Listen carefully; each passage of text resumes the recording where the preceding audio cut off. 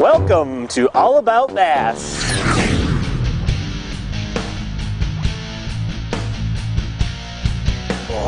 Look at that pig. That's what we came for right there.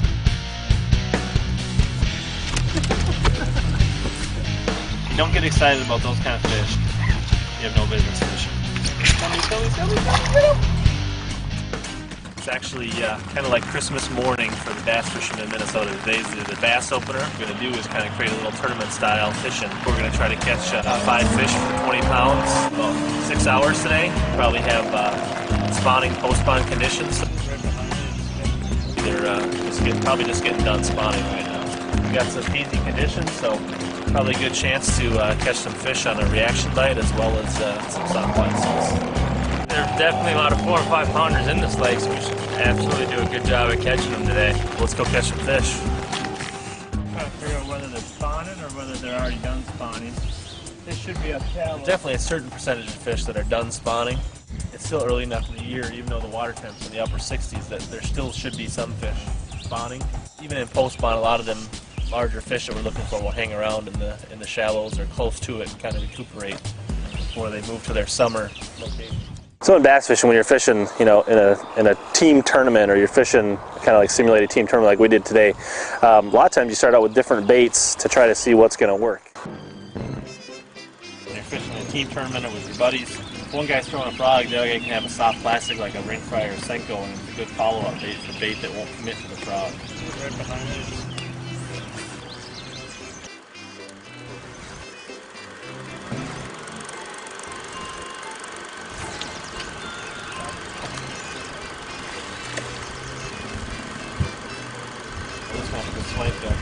Josh's frog. Yeah, boy up.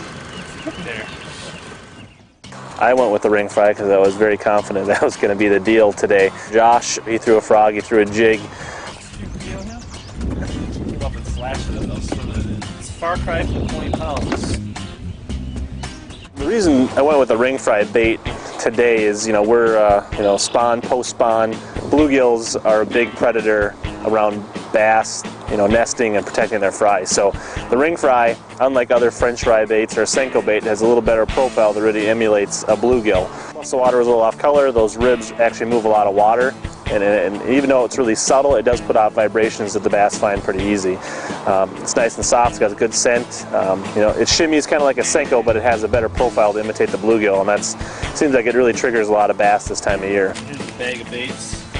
Throwing a watermelon candy, kind of a darker green, a little bit of fleck. I stole the ring fry. Where are your ring fries? Josh probably can fit. Josh just threw back in there. Probably not very big based on the fact that it's still one big ring fry, stealing. One of my favorite ways to fish this weightless ring fry is in really heavy cover, whether it's under docks, skipping into under docks, under trees, in wood, lily pad roots, pad stems, and the way you can tuck that hook right into the ribs of the worm, just so that hook's actually skin hooked in those ribs. You don't have a lot of plastic and you still get a good hook set, but it's for the most part completely weedless. So it's a nice setup. It helps you get a lot of hookups. And I like to take these dye markers, just put a little chartreuse on that tail because I think that imitates the little green and chartreuse flecks you get on the bluegills in the water. It kind of lights up and glows a little bit.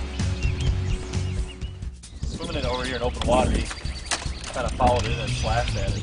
I thought it was nice to hit it.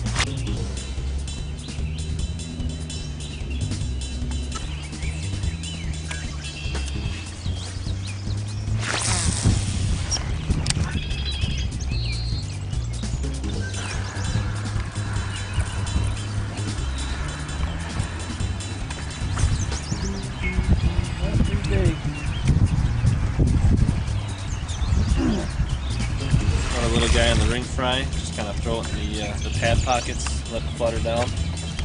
Let that one go right now. There's a bigger one in that pocket. Okay, right behind it.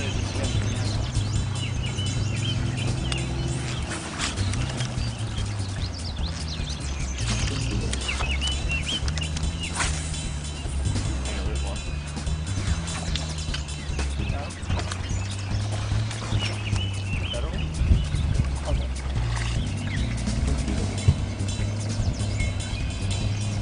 figured out where the little males are. This one actually took a swipe at Josh's frog, and I threw back in there.